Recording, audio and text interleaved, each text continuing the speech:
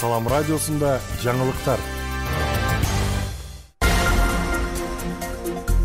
Саламатсыз бардактуу угарман жана YouTube каналыбыздын көрүүчүсү. Эфирде жаңылыктар түрмөгү. Аны менен мен Нурпей Лашур кызы тааныштырам.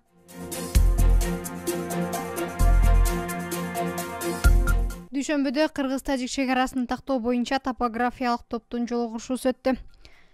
Тажикстандын Дүйшөмбү шаарында үстүбүздөгү жылдын 4-августунан 10-августуна чейин Кыргыз-Тажик мамлекеттик чегара тилкелерин делимитациялоо жана демаркациялоо боюнча кезектеги жолугушуу өттү. Бул тууралуу министрлер кабинетинин басма сөз кызматы билдирди. Маалыматка караганда жолугушуу 2023-жылдагы жолугушуулардын план графигине ылайык өткөрүлдү. Жолугушуунун жыйынтыгында тиешелүү протоколго кол коюлду. Жумушчу топтордун кийинки жолугушуусу Кыргызстандын аймагында болоору пландалууда, деп жазылат маалыматта.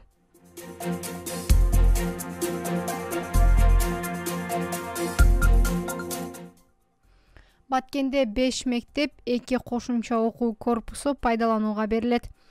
Бүгүн 11-августта президенттин Баткен облусундагы өкүлү Абдикарим Малимбаев жаңы окуу жылына карата пайдаланууга берилүүчү билим берүү мекемелеринен кабар алды.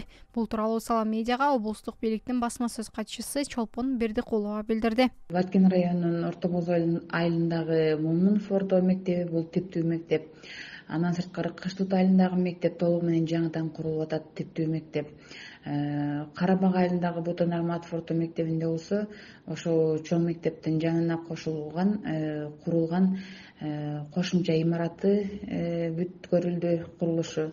Ошондой эле Масалиев орто мектеби дагы кошумча имараты кайрадан курулду. Ал эми Достук айылында Достук орто мектеби, Көкташ айылында Көкташ мектеби курулуп пайдаланууга берилүү алында турат. Ал эми Кадамжай районунда болсо Кайтпас айылындагы Жомарт Бүкүнбаев атындагы орто мектеп курулуп бүтүп пайдаланууга берүү алында турат.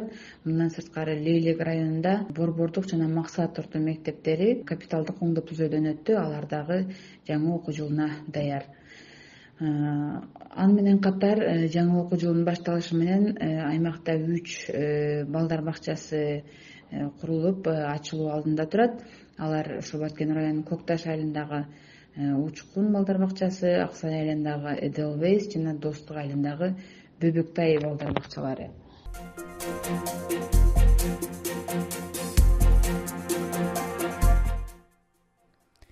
Кыргызстанда 14-августтан 16-август саат 14:00 чейин жогорку окуу жайларына кабыл алуунун 5-айлампасы өтөт.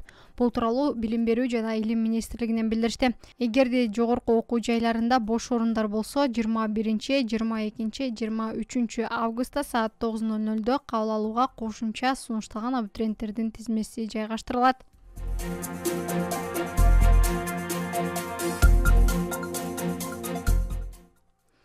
Баткен шаарындагы орто мектептер окуу жылга даяр. Баткен шаарындагы орто мектептердин жана балдар бакчаларынын жаңы окуу жылына карата даярдыгы жана оңдоп түзөө иштери текшерилди. Бул тууралуу шаардык бийликтен билдиришти.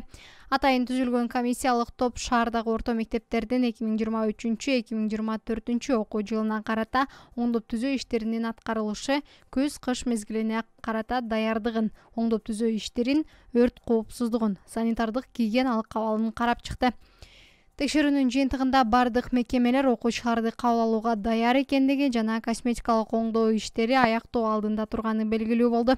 Белгилей кетсек, быйылкы 2023-2024 окуу жылында Баткен шаарындагы орто мектептерди оңдоп түзөөдөн өткөрүү үчүн республикалык бюджеттен 425 000 сом, ал эми балдар бакчаларын оңдоп түзөөдөн өткөрүү үчүн 516 000 сом акча каражаты бөлүнгөн.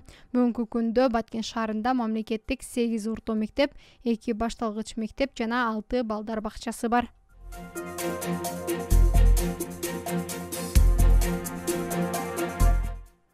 Күндүн маанилүү учурлары мына ушулар болду. Кайрадан эфир аркылуу амандашканча саламатта туруңуз.